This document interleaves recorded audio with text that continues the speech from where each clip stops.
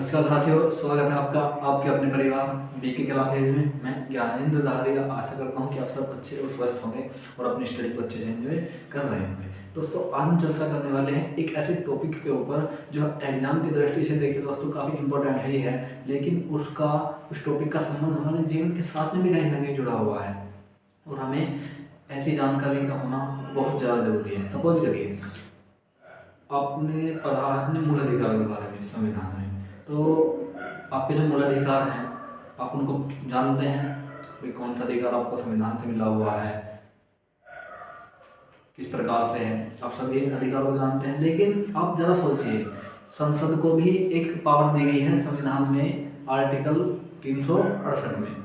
Article 368 में संविधान में पावर दी गई है संशोधन करने की। तो यदि सरकार चाहे तो क्या आपके मूल अधिकार छीन सकती है?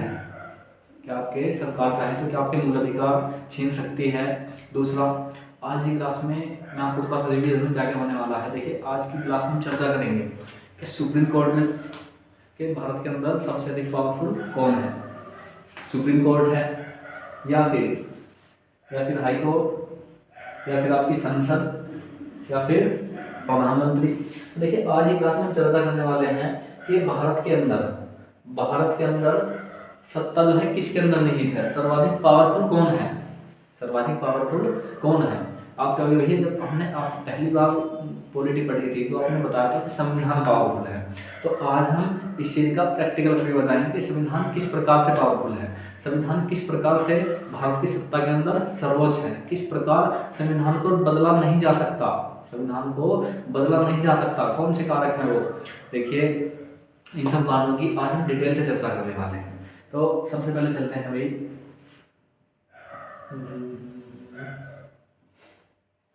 देखिए मैं आपकी स्क्रीन पर कुछ आर्टिकल्स लिखने वाला हूँ। आपको देखिए उन आर्टिकल यानी अनुच्छेद का ज्ञान होना बहुत ज़्यादा जरूरी है। लगभग 8 से 10 अनुच्छेद होंगे वो जिनके बारे में हम चर्चा करने वाले हैं। उससे पहले मैं आपको कुछ बता दूँ। देखिए, आपने पढ़ा होगा आर्टिकल 12 अनुच्छेद 12 आपने पढ़ा है, अनुच्छेद 13 आपने पढ़ा है। यदि आपने अनुच्छेद 12 और 13 पढ़ा है, अनुच्छेद 12 में तो हमें बताया गया है राज्य की परिभाषा कि किस चीज़ को हम राज्य मानेंगे, कौन सी संस्था होगी जिसके राज्य का दर्जा दिया जाएगा। लेकिन वहीं पर यदि आपने पढ़ा है ना किसके बारे में, अनुच्छेद 13 के बारे में यदि आपने पढ़ा है तो आप जानते होंगे, लिख लेंगे भाई अनुच्छेद 13 बहुत ज़्यादा इम्पोर्टेंट है एग्जाम की दृष्टि से।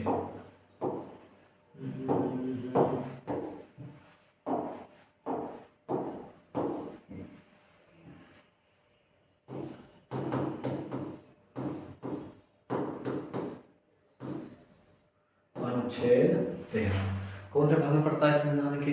तो संविधान के पड़ता है भाग 3 में, भाग 3 में पड़ता है अनुच्छेद 13। और अनुच्छेद 13 में है क्या, यहीं पर बताया गया है कि सरकार यदि कोई ऐसा कानून बनाती है या सरकार यदि कोई ऐसा कानून बनाती है जो क्या हो, जो संविधान के मूल ढांचे का उल्लंघन करता है और किस चीज का उल्लंघन करता है, मूल अधिकारों का उल्लंघन करता है, तो वो विधि क्या होगी, शून्य होगी। लिखेंगे इसमें थोड़ा सा देख लेंगे भी मोटा मोटा सा, क्योंकि हम लिखने से ज़्यादा समझने की तरफ ज़्यादा ध्यान देंगे। यहाँ पर हमें बताया गया है कोई भी कानून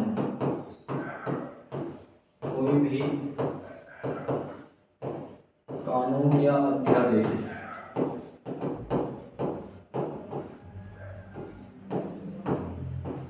कानून या अध्यादेश यदि संविधान के, ध्यान रखना भी यहाँ पर, यदि संविधान के भाग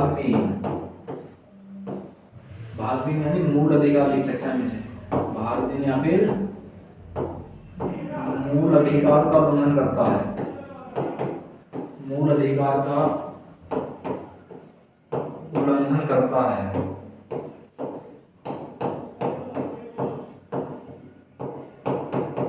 तो वह कानून शून्य घोषित हो जाएगा। तो वह कानून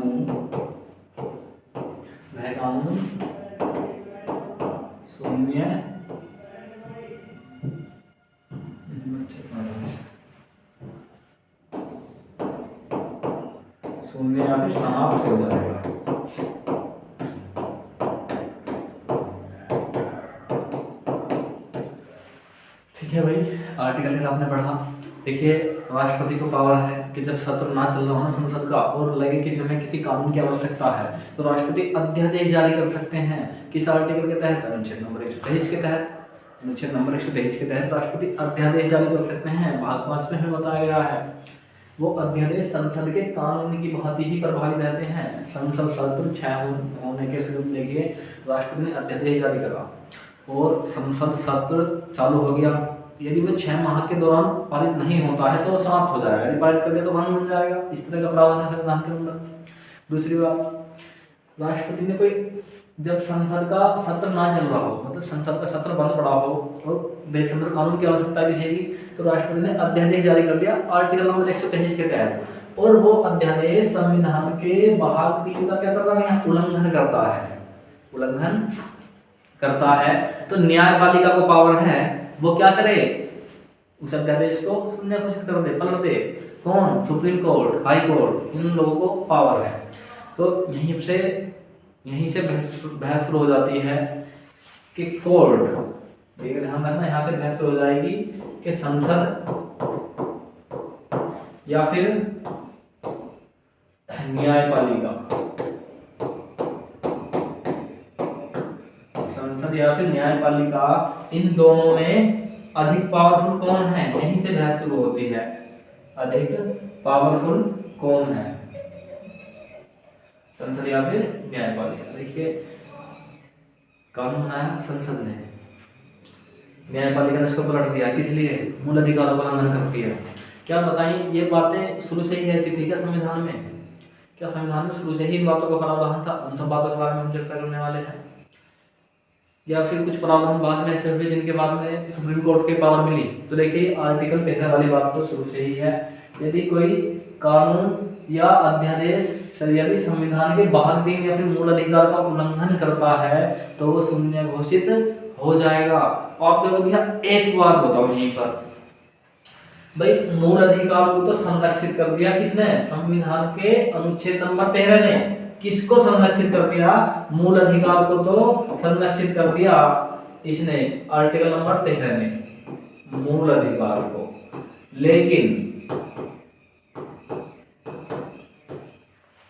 मूल अधिकार से अलग भी तो संविधान के अंदर बहुत सारे भाग हैं, उनको संरक्षित करने का अधिकार कहां से मिला? आप हमें इस बात को बताएं।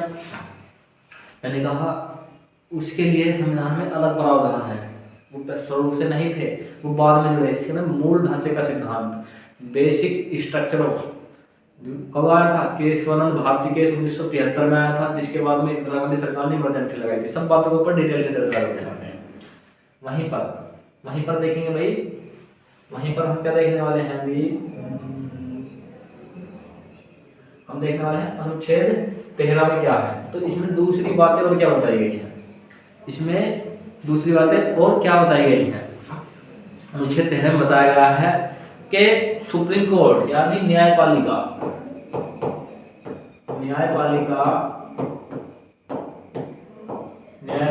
को अधिकार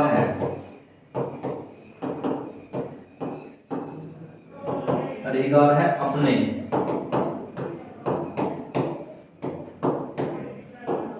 पूर्व के फैसले की समीक्षा का। अब देखिए अनुच्छेद 13 में बताया गया कि न्यायपालिका को अधिकार है अपने पूर्व के फैसले की समीक्षा करने का। मतलब यदि आपके सुप्रीम कोर्ट या हाई कोर्ट से जाने या अनजाने में कोई फैसला ऐसा दे दिया गया जो संविधान के विरुद्ध है और कोर्ट को बाद में पता चला या फिर बाद में ज्ञात हुआ, तो वो उस फैसले क्या कर सकते हैं? जांच कर सकते हैं। कौन से आर्टिकल में बताया गया? अनुच्छेद नंबर 13 में। अनुच्छेद नंबर 127 को लिख लेंगे यहाँ पर। अनुच्छेद नंबर 127 में बताया गया है, आर्टिकल नंबर 127 में बताया गया है हमें अभिलेख न्यायालय। अनुच्छेद नंबर 127 में बताया गया है सुप्रीम कोर्ट यानी एससी एक अभिलेख न्यायालय है। अभिलेख न्यायालय है। अब इस अभिलेख न्यायालय का क्या मतलब है? सुप्रीम कोर्ट के जो भी फैसले आएंगे उसकी कॉपियां रखी जाती हैं, अभिलेख न्यायालय उसकी कॉपियां रखी जाती हैं। आर्टिकल नंबर 127 में बताया गया उनकी न्यायिक समीक्षा हो सकती है आर्टिकल नंबर 13 के तहत। सुप्रीम कोर्ट ने ऐसा फैसला दे दिया जो संविधान का उल्लंघन करता है। ठीक है, समझ आया? अब देखेंगे सबसे पहले हम मूल अधिकार को ही देख लेंगे। किसको भाई? मूल अधिकार को ही देख लेंगे। देखिए अब बात आती है संसद की। संसद को संविधान में अधिकार है अनुच्छेद नंबर कौन से के तहत? अनुच्छेद नंबर 368 के तहत। 368 के तहत देखिए आर्टिकल नंबर 368 है, आर्टिकल नंबर 368 है। इस 368 के तहत संसद को संशोधन का अधिकार है। संसद को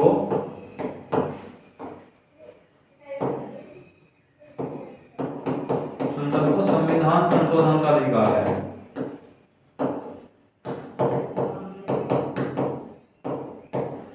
संशोधन का अधिकार है। तो ये बातें पता चली हमें, अधिकार है ना। कौन से भाग में? आर्टिकल नंबर 368 संविधान के भाग 20 में। ठीक, अब देखिए आप कहोगे आपने मूल अधिकारों के बारे में तो बता दिया कि यदि कोई संसद ने कानून पारित करा, देखिए संसद ने कानून पारित करा या फिर अध्यादेश जो लाया गया, कौन से आर्टिकल के तहत लाया जाता? अध्यादेश लाया जाता अनुच्छेद नंबर 123 के तहत। यहीं पे लिख ली कहीं पर अध्यादेश। कौन से अनुच्छेद के तहत लाया जाता अध्यादेश? अनुच्छेद नंबर 123 के तहत लाया जाता अध्यादेश, आर्टिकल नंबर 123 के तहत अध्यादेश लाया जाता। आर्टिकल 13 का उल्लंघन करता है तो सुप्रीम कोर्ट क्या करेगा? उसे शून्य घोषित कर देगा। संसद ने कोई कानून बनाया, संशोधन करा संविधान में, संशोधन करा या फिर कानून बनाया,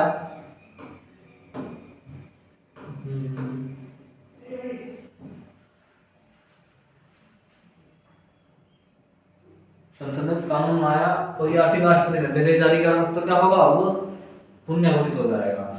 आर्टिकल नंबर कौन से में भैया? संविधान संशोधन 368, संविधान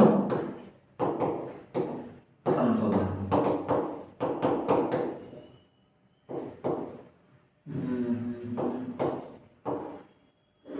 ये बात हमें बता दें संविधान संशोधन की 368 में बताया गया है।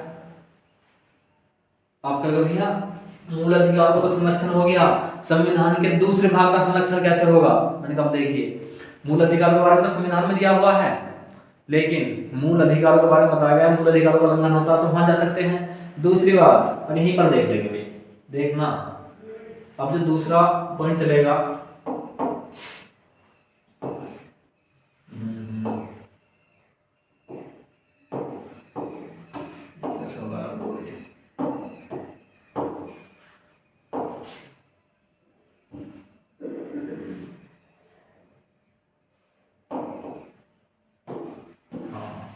देखिए बात 1951 की है, बात 1951 की है। सरकार क्या कर रही थी? लोगों से जमीन ले लेकर के, जो जमींदार लोग थे उनसे जमीन ले लेकर के किसको बांट रही थी? जनता को बांट रही थी, गरीब जनता को। ठीक है, अब जब गरीब जनता को बांट रही थी, क्योंकि 39C आपने एक अनुच्छेद पढ़ा होगा, 39C अनुच्छेद नंबर 39 और उसका भी C, यहाँ पर बताया गया राज्य कल्याणकारी कार्य करेगा और संपत्ति के अधिग्रहण को, देश की संपत्ति के अधिग्रहण को किसी एक व्यक्ति के पास जाने से रोकेगा। अनुच्छेद नंबर 39C में बताया गया है, अनुच्छेद नंबर 39C में बताया गया है। तो इस अनुच्छेद का पालन करने के लिए अब देखना ये अनुच्छेद कितनी गड़बड़ करेगा। अनुच्छेद नंबर 39C, भाई कोई व्यक्ति है, जैसे देखिए मुकेश अंबानी जी हैं या फिर गौतम अडानी जी हैं और भी बहुत सारे लोग हैं, इनके ऊपर सरकार टैक्स लगाती है। देखिए आप देश की संपत्ति से कमा रहे हैं तो आप हमें टैक्स दीजिए। ऐसा भी नहीं है कि पूरे देश के ऊपर इन्हीं का कब्जा हो जाए। तो वो कहाँ पर है? 39C में बताएगा कि सरकार रोकेगी ऐसे व्यक्ति को जो पूरे देश की संपत्ति का अधिग्रहण करने से रोकता है, 39C। ठीक है, ये बात समझ में आई आपका? भैया आपने अनुच्छेद नंबर 19 बताया था, कौन सा? अनुच्छेद नंबर 19, अनुच्छेद नंबर 31,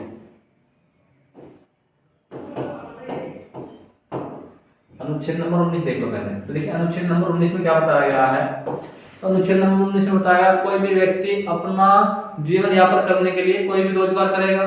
रोजगार करेगा तो किस लिए करेगा, रोजगार करेगा तो वो पैसे के लिए तो करेगा, धन का संचय कर सकता है। कोई भी व्यक्ति क्या कर सकता है, धन का संचय कर सकता है, धन का संचय कर सकता है। उनका आर्टिकल नंबर 19 में बताया गया है। आर्टिकल नंबर 31 में बताया गया है, अनुच्छेद 31 कि संपत्ति का अधिकार क्या होगा, मूल अधिकार होगा।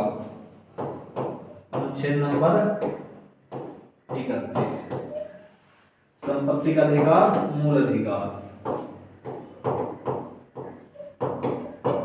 संपत्ति का अधिकार मूल अधिकार होगा। अब देखना यहीं से उत्पत्ति होती चली गई संविधान के मूल ढांचे की। भाई इन दो आर्टिकल में हमें बताया गया कि क्या होगा भैया, मूल अधिकार होगा संपत्ति रखने का। अब सरकार 1951 में क्या कर रही थी, लोगों की संपत्ति छीन छीन के, मतलब जमींदार लोगों की संपत्ति छीन छीन के कहां जा रहे थे भैया, सुप्रीम कोर्ट जा रही थी। तो लोग क्या कर रहे थे, आर्टिकल नंबर 19 को लेकर के, आर्टिकल नंबर 31 को लेकर के जा रहे थे सुप्रीम कोर्ट कि सरकार हमारे मूल अधिकारों का उल्लंघन हो रहा है। सुप्रीम कोर्ट से कहा कि देखिए जैसा हमारे मूल अधिकारों का तो उल्लंघन हो रहा है। आपने क्या बात हुई भाई, देखिए हमारे आर्टिकल नंबर 19 और 31 का क्या हो रहा है भैया, उल्लंघन हो रहा है। किसका भैया, अनुच्छेद नंबर 19, अनुच्छेद नंबर 31। आप इसको लिख लेना यहीं से, आर्टिकल नंबर 31 और आर्टिकल नंबर 19, इन दो का उल्लंघन हो रहा है। और इन्हीं के उल्लंघन को लेकर के, इन्हीं के उल्लंघन को लेकर के कहां पहुंच गए भैया, सुप्रीम कोर्ट। आर्टिकल नंबर 32 के तहत कहां गए हम, सुप्रीम कोर्ट चली गई जनता। आर्टिकल नंबर 32 के तहत सुप्रीम कोर्ट और आर्टिकल नंबर 226 के तहत कहां चले गए, हाई कोर्ट। हाई कोर्ट चले गए तो देखिए हमारे तो मूल अधिकारों का उल्लंघन हो रहा है। सुप्रीम कोर्ट से कहा, उन्होंने कहा अच्छा तो भाई क्या किया जाए। अब सरकार को एक प्रावधान होता था, जो अमीर लोग हैं भाई, जिनके पास में राजे रजवाड़े थे, जो राजा लोग थे जिन्होंने देश की संपत्ति हथिया रखी थी, तो उन लोगों से संपत्ति लेके किसको बांटना भैया, गरीब जनता में उसको बांटना। भाई किसी व्यक्ति के पास तो लगभग आजादी से तुरंत बाद में 2000 या 10,000 बीघा जमीन थी, एक व्यक्ति ऐसा उसके खेतों में ही काम कर रहा है। तो आर्टिकल नंबर 39 में बताया गया भाई क्या करेगा राज्य, संपत्ति का मतलब लाने के लिए, समाजवादी व्यवस्था लाने के लिए क्या होगी भी, संपत्ति अमीर लोगों से लेकर गरीब लोगों को दी जाएगी। वही तो बातें हैं 39 में बताया गया, समाजवादी व्यवस्था वही तो है। तो उसको लाने के लिए भाई गरीब व्यक्ति को देने के लिए सरकार ऐसे नहीं कि भाई खुद ही पैसा छाप पैसे बांट देगी, वो किसी अमीर व्यक्ति से लेगी और गरीब को बांट देगी। भाई यही तो बातें बताई गई। और जब अमीर व्यक्ति से सरकार संपत्ति छीनेगी, जमीनें छीनेगी, तो किसका अधिकार होगा उसके, अनुच्छेद नंबर 19 और अनुच्छेद नंबर 31 दोनों आर्टिकल का उल्लंघन होगा। तो इन आर्टिकल के उल्लंघन को लेकर के पहुंच गए सुप्रीम कोर्ट।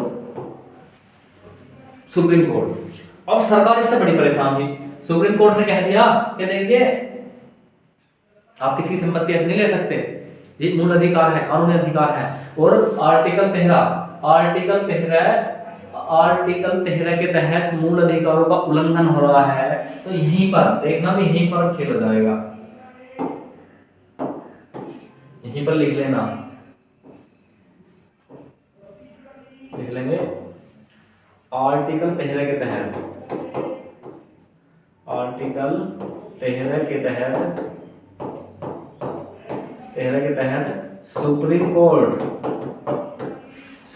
सरकार के फैसले को रद्द कर देता था। सुप्रीम कोर्ट सरकार के फैसले को रद्द कर देता था।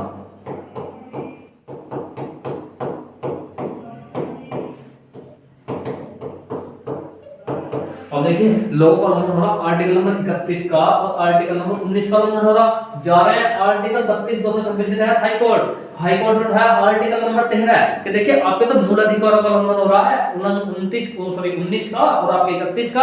तो हम सरकार के इस फैसले से संतुष्ट नहीं है और सरकार आपकी जमीन से नहीं छीन सकती, क्योंकि आर्टिकल नंबर 13 में बताया गया कि आपके मूल अधिकारों का उल्लंघन होगा। तो बातें क्या होंगी भैया, गड़बड़ा जाएंगी, मूल अधिकारों का उल्लंघन आप नहीं कर सकते। देखिए संविधान में बताया गया है, डॉक्टर बी आर अम्बेडकर जो ड्राफ्ट समिति के अध्यक्ष थे, उन्होंने लिखा कि देखिए भारत के अंदर आप या फिर कोई भी व्यक्ति, मैं भी, आप भी, कोई और भी मूल अधिकारों को त्याग नहीं सकता, क्योंकि भारतीय जनता उस समय क्या थोड़ी अशिक्षित थी, पढ़ी लिखी नहीं थी, भोले भाले लोग थे, इनको बहका लेते थे नेता लोग। तो ऐसा नहीं कोई व्यक्ति ये कहने लगे कि देखिए आर्टिकल नंबर 17 के तहत आप मेरे साथ में जातिवाद करो, अस्पृश्यता करो, इसका मतलब मैं तो जातिवाद को बढ़ावा दे रहा हूँ ना, तो मैं नहीं कह सकता कि मेरे साथ में अस्पृश्यता हो रही है, चाहकर भी हम मूल अधिकारों को नहीं त्याग सकते। Doctor B.R. अम्बेडकर ने बात बताई। दूसरा, कोई व्यक्ति ये नहीं कह सकता कि देखिए मेरे साथ में धर्म जाति का आधार पर भेदभाव करो, आर्टिकल नंबर 14-15। तो आर्टिकल नंबर 17 के तहत कोई व्यक्ति नहीं कह सकता कि देखिए मेरे साथ में जातिवाद करो, अस्पृश्यता शुरू कर दो, मैं तो खुश इस चीज से, ऐसा नहीं कह सकता वो। क्यों नहीं कहेगा? क्योंकि देखिए आप इस चीज से क्या दे रहे हैं भैया, अस्पृश्यता को बढ़ावा दे रहे हैं। तो आर्टिकल नंबर 13 उसी के लिए है, ना तो सरकार आपके मूल अधिकार छीन सकती है, ना आप ही चाहकर त्याग सकते हैं। तो यही तो बात रही कहां पर, आर्टिकल नंबर 13। 19 का उल्लंघन हुआ, 31 का उल्लंघन हुआ, हम आर्टिकल 32 के तहत सुप्रीम कोर्ट गए, आर्टिकल 226 के तहत हाई कोर्ट गए, और हाई कोर्ट जाने के बाद में सुप्रीम कोर्ट ने देखा कि देखिए आपके 31 का उल्लंघन हुआ, 19 का उल्लंघन हुआ, और आर्टिकल 13 में साफ साफ लिखा हुआ है सरकार या राज्य आपके मूल अधिकारों का उल्लंघन नहीं करेगा, मतलब आपसे जमीनें नहीं छीनी जाएंगी। पहला संविधान संशोधन हुआ, लिखेंगे यहीं पर नोट।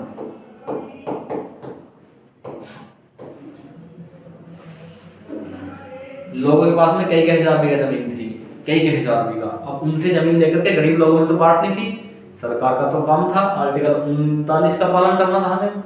तो सरकार ने एक 9वीं अनुसूची का गठन किया, लिखेंगे सरकार ने,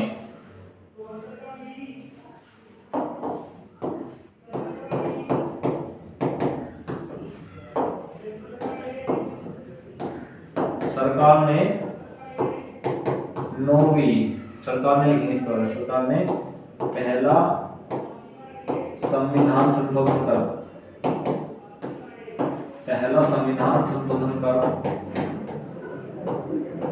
संशोधन आर्टिकल 168, आर्टिकल 368 के तहत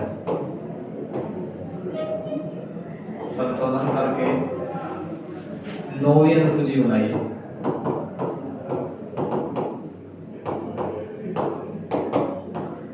अनुसूची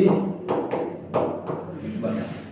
अब इस 9वीं अनुसूची में क्या था, इस 9वीं अनुसूची की एक खास बात थी कि यदि कोई कानून इस 9वीं अनुसूची में रखा जाता है तो उसके लिए आप सुप्रीम कोर्ट, हाई कोर्ट नहीं जा सकते। किस लिए लिखा गया था बताऊंगा अभी, इसकी थोड़ी सी खास बात लिख लेना। 9वीं अनुसूची,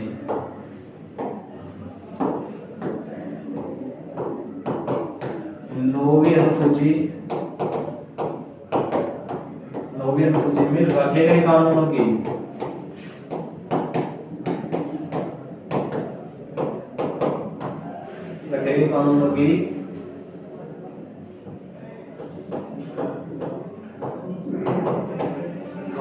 न्यायिक समीक्षा नहीं की जा सकती, न्यायिक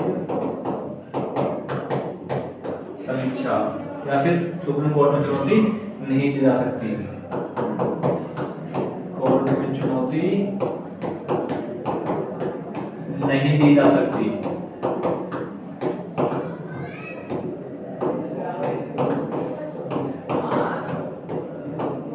मतलब यदि कोई कानून सुप्रीम कोर्ट में बनाया गया और उस कानून के तहत 9वीं अनुसूची बनाई गई कि देखिए यदि अब बनाई किस लिए गई थी, फिर देखना यह अनुसूची किस लिए बनाई गई थी।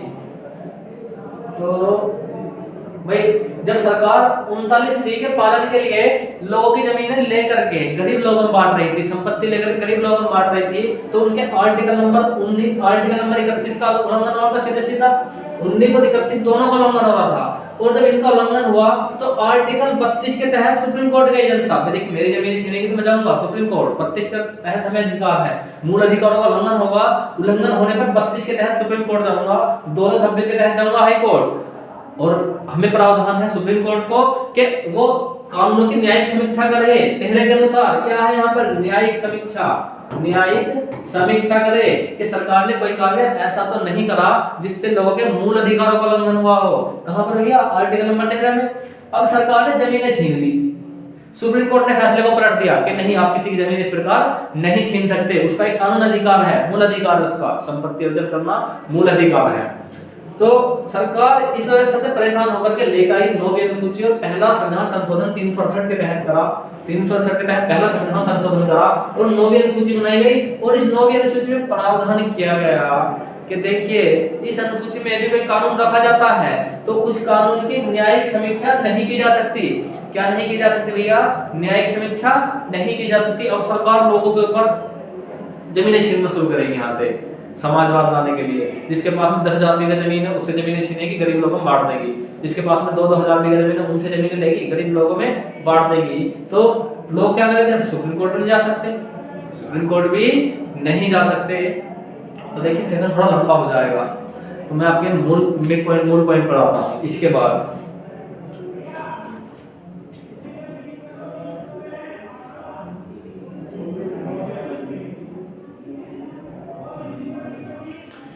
में क्या हुआ? इसके बाद बता केशवानंद भारतीलाल। केशवानंद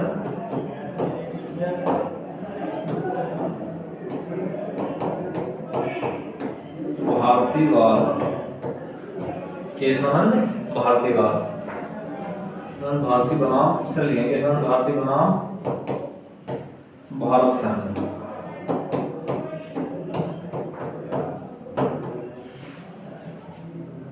अब देखिए, मैंने आपको थोड़ी सी कहानी बता दूंगा, लिखने में तो काफी टाइम लग जाएगा। देखिए, एक केरल के एक संत थे केशवानंद भारती, और वो एक मंदिर था, मंदिर परिसर, और उस मंदिर परिसर के पास में कई हजार बीघा जमीन थी, कई हजार बीघा। और सरकार ने क्या किया, इसकी जमीन छीन ली। उसके बाद में चले गए वो कोर्ट। जैसे भी कोर्ट चले गए तो कोर्ट में जाने के बाद में 13 जज, इस केशवानंद भारती बाद में कितने जज बैठे थे भैया? 13 जज। 13 जजों ने फैसला दिया, इस केशवानंद भारती बाद में 13 जजों ने फैसला दिया कि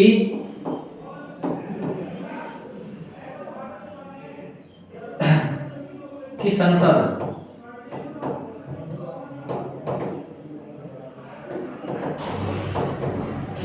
क्या कर सकते भैया? केशवानंद भारती थे कि संसद मूल अधिकारों में संशोधन कर सकती है। संसद मूल अधिकारों में, मूल अधिकार व संविधान में संशोधन कर सकती है, वह संविधान में संशोधन कर सकती है, संविधान में संशोधन कर सकती है, संशोधन कर सकती है, किंतु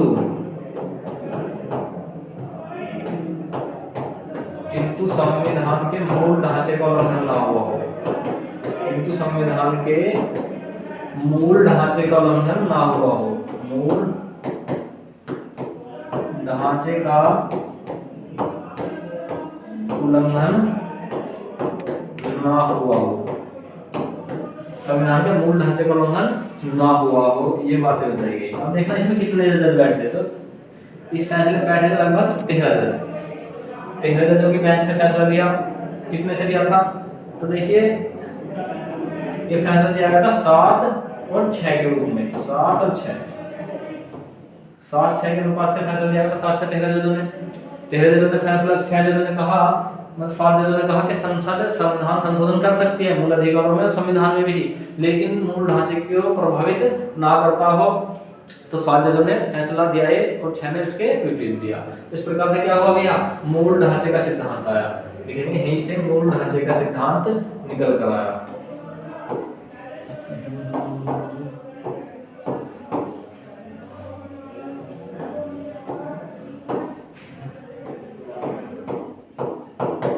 यहीं से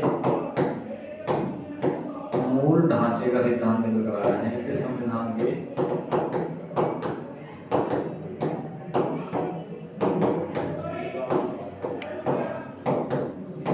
मूल ढांचे का सिद्धांत आया था। यहीं से आया था मूल ढांचे का सिद्धांत संविधान के, कि संसद संविधान में संशोधन कर सकती है, बशर्ते क्या ना हुआ हो, संविधान के मूल स्ट्रक्चर का उल्लंघन ना हुआ हो। क्योंकि क्या होता है ना, कई बार सुप्रीम कोर्ट या न्यायपालिका और संसद में, मतलब व्यवस्था में बहस चलती रहती है कौन ज्यादा पावरफुल है, कौन ज्यादा पावरफुल है। तो संविधान ने दिया है बराबर का दर्जा कि कोई पावरफुल नहीं है, जिस संविधान के दायरे में रहेगा वही व्यक्ति सही है। ना तो संसद ज्यादा पावरफुल है, ना सुप्रीम कोर्ट ज्यादा पावरफुल है, संसद के दायरे में ही सभी को रहना पड़ेगा। तो यह बातें बताई गई। देखिए इसके बाद में जब ये फैसला आया, तो ये फैसला कब आया था, केशवानंद भारती सन, केशवानंद भारती बाद आया था 24 अप्रैल 1973 को। तो लिख लेंगे इस प्रकार से 24 अप्रैल समथिंग, अप्रैल का नहीं था भाई, 24 अप्रैल 1973 को ये फैसला दिया गया। 24 अप्रैल 1973 को फैसला आया था। इसके बाद में इंदिरा गांधी की सरकार हुआ करती थी। किसकी भाई? तो तब हुआ करती थी इंदिरा गांधी की सरकार। देखिए इंदिरा गांधी दी नहीं है,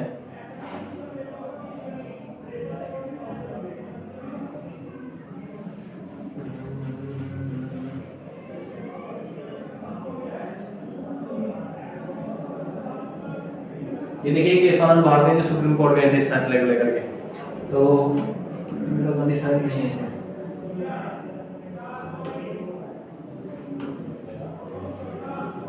तो इसके बाद में इंदिरा गांधी इस फैसले के बाद में प्रधानमंत्री हुआ करती थी 1973 में। इंदिरा गांधी इस फैसले को आने के बाद में पूरी तरह बिगड़ गई और उन्होंने क्या कर दिया, इमरजेंसी घोषित कर दी देश के अंदर, सशस्त्र विद्रोह लगा करके क्या कर दी, इमरजेंसी आर्टिकल नंबर 362 के साथ में इमरजेंसी घोषित कर दी। लिख लेंगे इस फैसले को आने के बाद में इंदिरा गांधी सरकार ने क्या कर दिया, इमरजेंसी घोषित कर दी थी।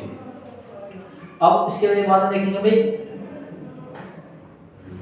उसके बाद में सुप्रीम कोर्ट के कई फैसले आए, सुप्रीम कोर्ट के आए कई फैसले। अब मैं आपको यहीं पर एक बात बता दूं, देखिए 2014 में प्रधानमंत्री नरेंद्र मोदी प्रधानमंत्री बने, 2014 में प्रधानमंत्री नरेंद्र मोदी प्रधानमंत्री बने, और प्रधानमंत्री बनने के बाद में नरेंद्र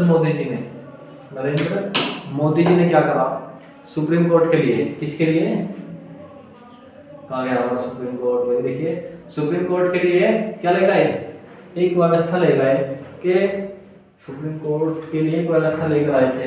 हाँ, सुप्रीम कोर्ट के लिए एक व्यवस्था ले गए कि देखिए जो सुप्रीम कोर्ट के जजों की नियुक्ति होगी वो एक कानून बनाया, राष्ट्रीय न्यायिक नियुक्ति आयोग 2014 में। लिख लेंगे यहीं पर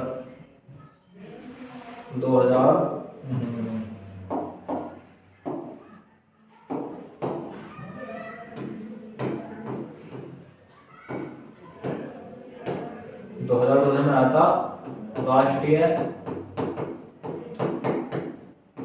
न्यायिक नियुक्ति आयोग,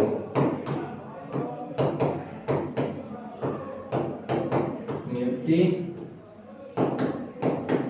आयोग, इसको एनजेसी बोलते हैं, NJAC।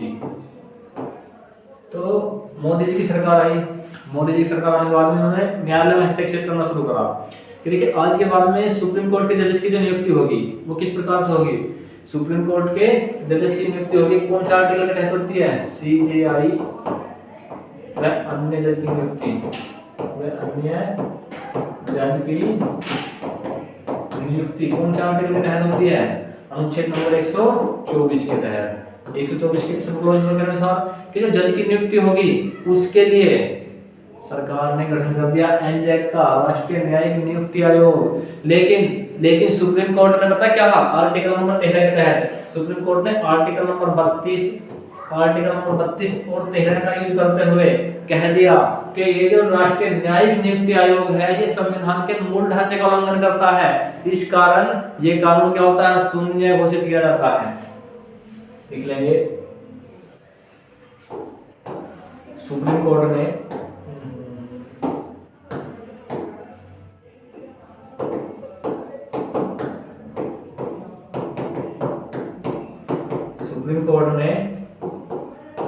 एनजेक को, मतलब राष्ट्रीय न्यायिक नियुक्ति आयोग को क्या कर दिया भैया, मूल ढांचे का उल्लंघन करार दे करके, मूल ढांचे के सिद्धांत से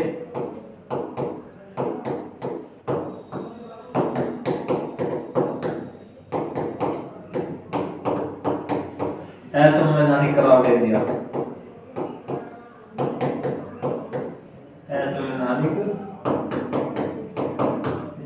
कर दिया। अब देखिए ऐसा क्यों करा सरकार ने?